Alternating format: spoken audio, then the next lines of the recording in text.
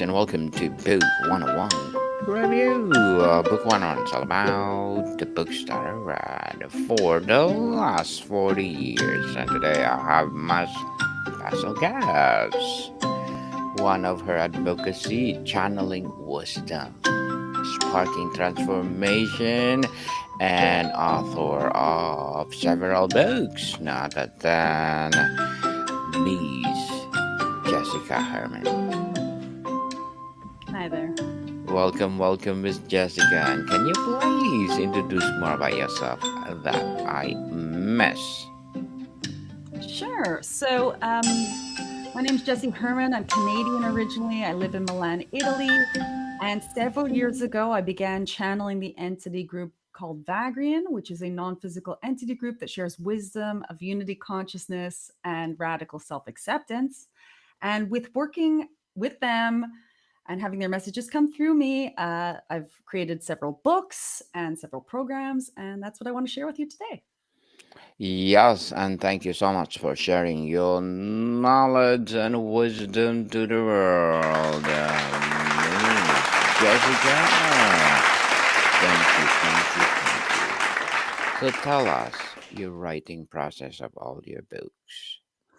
Sure. So it's a little bit of an unusual writing process because the material that comes through, I'm not actually conscious of it coming through while it's being written or while it's being transmitted. So the first book, which is Variant Seeking Ends When Sharing Begins, was a compilation of the first 6 months of channeling that came through with this entity group, then spliced up into different topics, into different subjects, and put together in a format that could make it linear and coherent for us to be able to read through and garner all the wisdom that they shared on relationships, on abundance, on health, on your service to other people in the world. So that is what that first book process writing was like. With the Insight book, those are direct transmissions that were recorded online during live events and then transcribed and put into the book process. And that talks about balance, it talks about surrender, it talks about how to prepare for the future, and a lot of different things.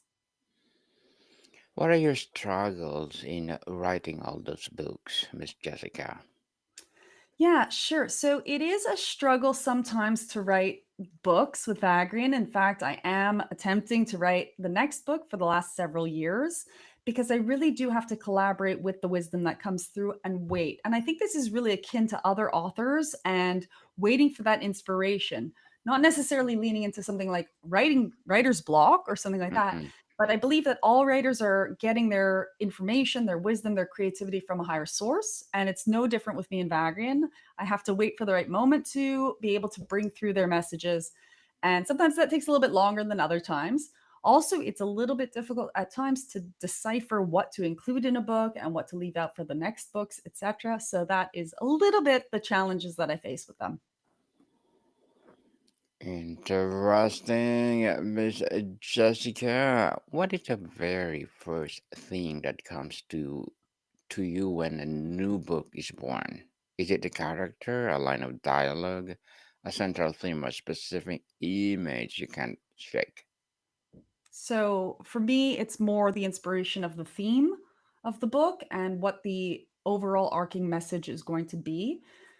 Future books, for example, have to do with challenges that humanity's facing or a call to change, which should be the next book, is about how we are all stepping into new forms of our experiences. And then that is really where the book starts from.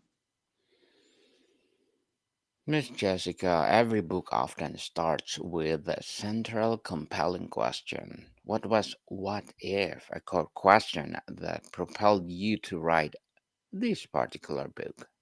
Yes. So the main question of Seeking Ends When Sharing Begins, which is the white book here, Mm-hmm. is how does one step out of their role of being a spiritual seeker, let's say, and start becoming the spiritual being that they are to deliver to the world their special messages, etc. Everyone has something in their life that they want to give to the world, and a lot of us are waiting for validation or waiting for permission to allow ourselves to move into that space where we can deliver more to the world. But if you have that original question of how do I get from being a student of existence to being a teacher or a leader within existence, then that is the question that's answered in this book. Definitely. And beyond the initial idea, what was it about this story or topic that made you commit to spending hundreds of hours? What it or with it? What made it feel necessary for you to write? So, for this particular book, the underlying and burning question to get me to wake up, because I did wake up at 4 a.m. every morning. I had very small children at the time of writing the book. Mm-hmm. To put it together every morning, the motivation for that was really the way that the world is going right now, that so many people are so lost and they cannot find their direction and they are suffering and they are causing all kinds of suffering to the people that they love around them, causing all kinds of more chaos in the world. And we're in this space of division that's been occurring on the planet. The books that come through when I'm writing are absolutely solutions to this desperation. They are the response to this desperation. And so it felt absolutely fundamental to get these books out and to allow people, all the people who have read them since, to have a little window into the light at the end of this sort of tunnel of what seems to be humanity being in a bit of chaos. So that was really the motivating factor. And you're right, it does take a long time to write a book and get it together and publish it and do all the things that are necessary for it. But for me, it was really important that even if the book impacted just one person on the planet and gave Mm-hmm. them the inspiration to change their life a little bit, to follow their dreams a bit more, to improve their health a bit more, to be kinder in their relationships, then every single minute, every single second put into working on this book was absolutely worth it. It was that important to me. And that's really what got me getting up every morning and really knocking out the book. It's priceless, people, if you empower one of 8 Yes. billion people in the world. What does your ideal writing day actually look like? Are you strict, write at 5 a.m., disciplinarian, or do you write a passionate, untamed verse? So when the writing or the compiling of the books is coming through, so during the putting together of the channel messages or during the actual writing, if it's an automatic write type of thing, it does come through quite spontaneously and unpredictably in terms of there is no actual strict schedule. But once the content is created, once there is that information that's there, maybe you could call it a rough draft, then Mm-hmm. it does become a question of being very strictly devoting time to it. So I'll either schedule time in a day, or like with these first books, it really was a question of committing to getting it done as fast as possible, which would mean finding every moment in the day that was free to get in front of the computer, get the edits done, get the uh, text all organized, mixing things around. So there's diligence, but it's only after the first inspiration period that that occurs.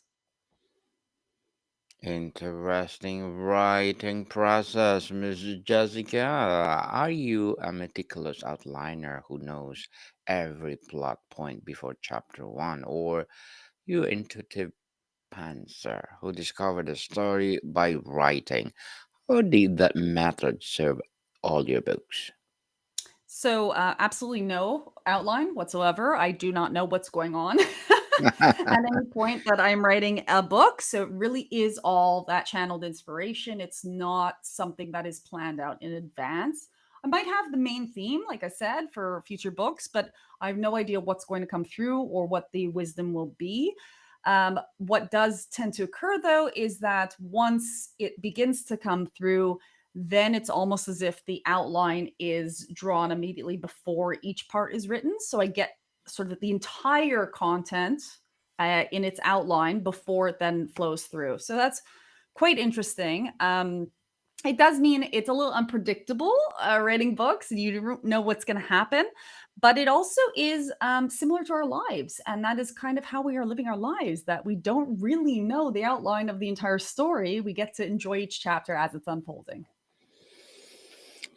Miss Jessica, how did you find the narrative voice for all your books? Did it come to your fully form or did you have to write you want to be?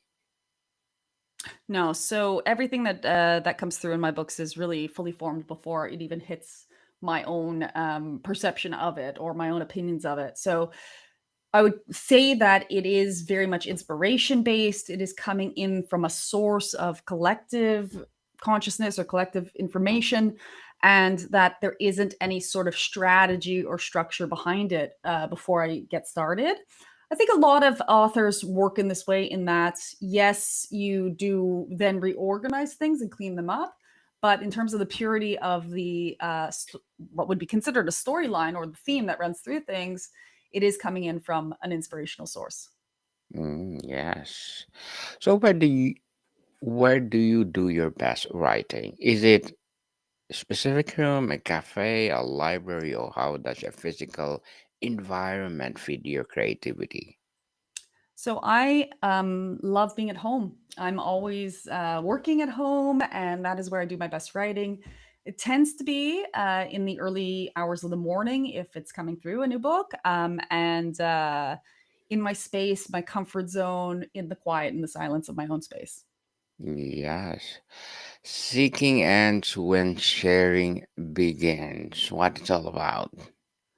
Well, it's all about that journey of being a human, how we are always looking for answers outside ourselves, but really ultimately, when people get to know themselves, when they get to embrace who they truly are, they then begin to be able to share their own gifts with the rest of the world. So when you stop looking outside of yourself, you can begin to start sharing the gifts that are coming from within. And that's really what the book is. It's a guide on how to do that and how to really tap into your own inner purpose, your own passions, your own desires, and bring them forth for the rest of the world to enjoy.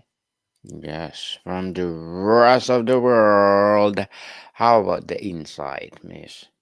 Insight is more of a reflective book in which you can open it up to any chapter, read it through, and see the way that it changes your own inner landscape so that you can have inspiration for your day. So it's more of an oracle type of book. It's not necessarily that you can read it in a, or that you need to read it linearly from one chapter to the next. You can start with any chapter that feels resonant to you and read it almost as if they're short stories, but short stories of inspiration for your own life. Yes. Personal planner. Yes, that one is more of a practical tool where you can go through and find out about yourself, do workbook type of exercises, and discover really very much about yourself. It can help you organize your time, organize your structure. This is also great for authors because then you can go in and figure out your writing schedule, etc. But it's really to plan your life and to get yourself organized to be living the life that you really choose to live. Yes, definitely. But last but not the least, the journal. Yes. So the journal is a notebook for you to jot down all the notes that you want to. And within there are quotes, there's inspiration for you to, as you go along in your journaling, have that support from the Vagrian energy. Yes, hoping for more and more empowering books to come, Miss Jessica. Thank you. Almost every writer hits a wall in the middle of a project. What did that look like for you with this book? That what are you keep pushing through the doubt and inertia?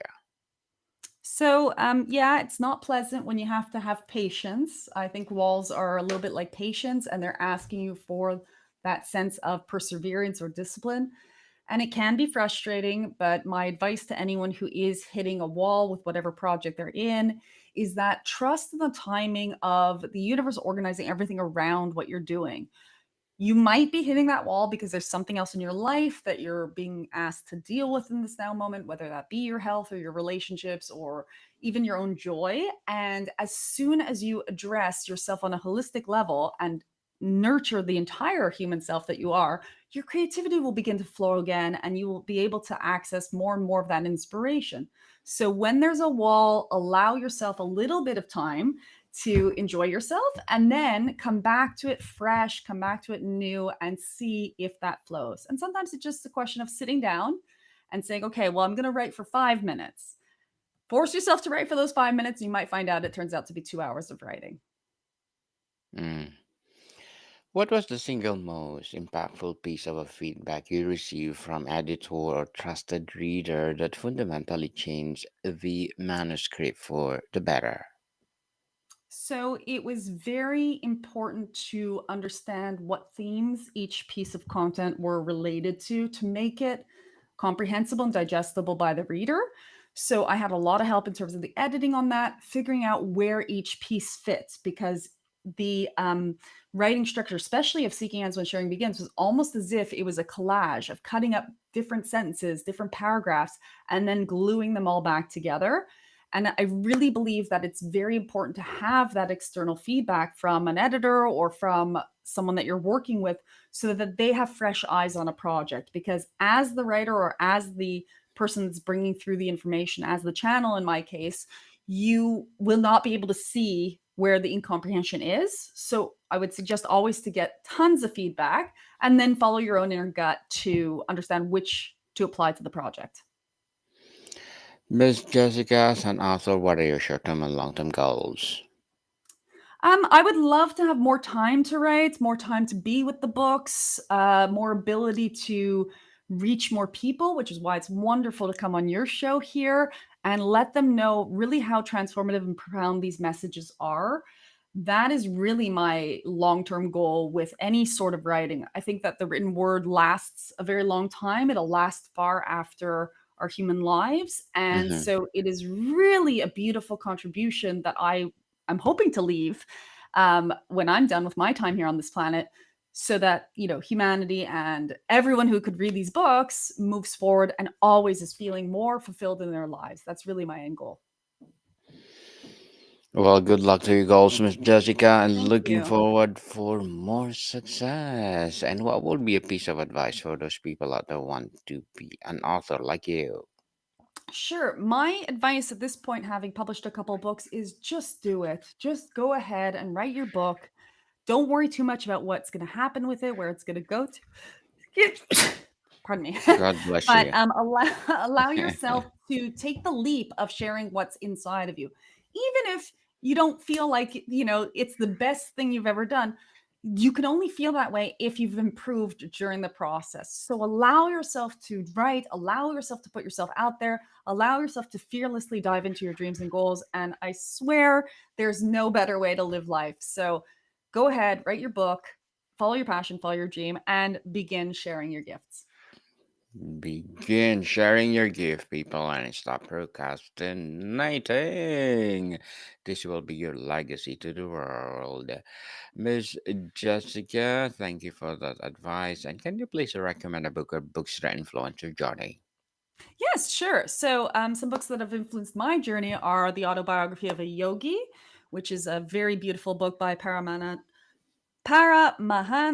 Yogananda, and Mm-hmm. the book, which is called Busting Loose from the Money Game, which is an interesting book because it seems like it's a business type of book, but it's absolutely not. It's more a way to see reality in a very empowering way, and that is by Robert Scheinfeld. So those would be my top recommendations of books to go out and read right away, and have really inspired my journey. Yes, thank you for that recommended books, Miss Jessica. And writing a book is a marathon, not a Yeah. sprint. What kept you going on the days when motivation was low and the finish line felt impossibly far away? Yeah, I say that nurture your other hobbies, your other habits as well at the same time. So if you're not in the middle of writing and you enjoy reading, go ahead and read something. Go ahead and create something with your hands. Go cook something. Keep yourself in the creative space, even if you're not feeling like writing.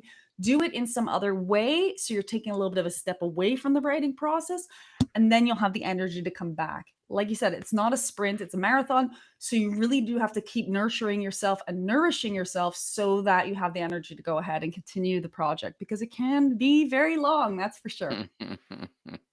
Very long indeed. And Miss Jessica, How did you know the manuscript was truly finished? What is that feeling? A deadline, or did someone have to gently pry it from your hands? Mm. So, you know what? I'm not entirely sure.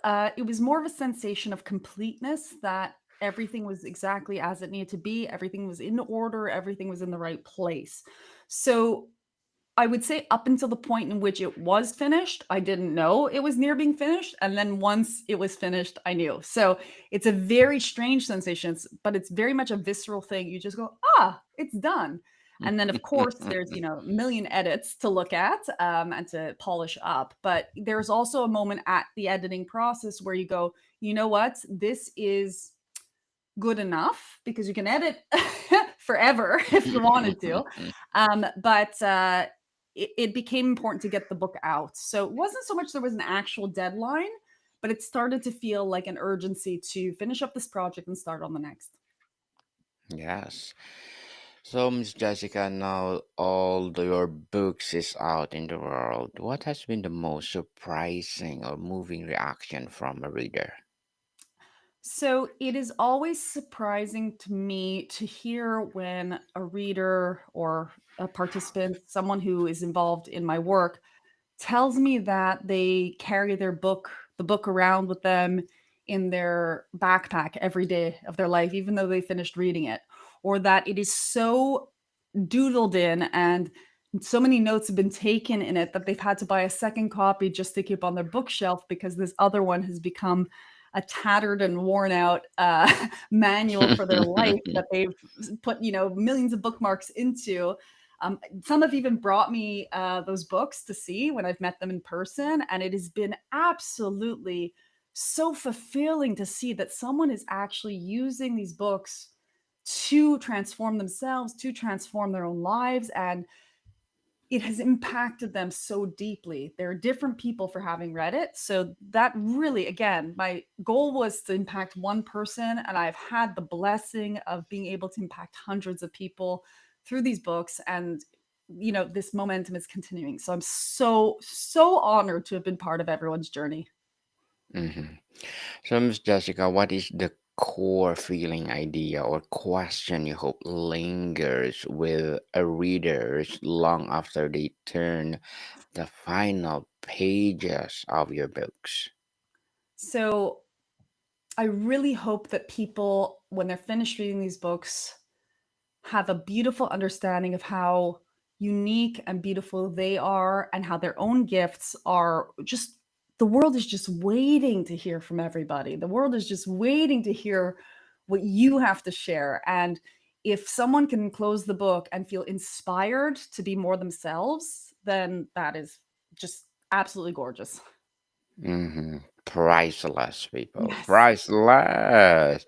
So, Miss Jessica, before we wrap up our discussion for today, I'm inviting you to please do listen to my other podcast, people, because my Abstract Essay is already in fifth season, Abstract Poetry in second season, and my Book 101 review in fifth season too, Comedy 101 in second season, and my Food 101 in fifth season as well. Geography 101, Love Letters, Movie 101 review, Music 101 are in fourth season, Science 101, Sex 101, second season, and my baby podcast, Law 101, Mental Health 101, and Bible Verses 101. Please listen to them wherever you listen your podcast. So, Miss Jessica, having completed your journey of each books that you are writing, what is one lesson from this writing process that you will carry forward into your next project? Definitely the process of writing itself and self-publishing has been really beautiful. I've loved that. And also, again, the more that you can share your own gifts with the world, the more the world shares gifts back with you. I cannot emphasize this enough. If you're interested in writing, this is why you're listening to this podcast, or you're interested in reading, or you're interested in anything really, then what you're going to want to do is give to the world, because then the gifts that come back to you are tenfold. So go ahead and share your gifts. That's what I would have to say. Yes, and Miss Jessica Herman, thank you so much for sharing your knowledge and wisdom to the world. So can you please invite our listeners to support all your books? Miss Jessica, Yes. where do people can Yes. reach you or buy your books? So my website is www.jpherman.com. And you can buy my books on Amazon. So go and head over and look for any of these titles. Look for JP Herman and you'll find them. Yes, people, let's support Miss Jessica Herman because if you support her, for sure, more and more empowering books like this to come. So, Miss Jessica, thank you so much for your time. Thank you so much. More to come, people. See you soon.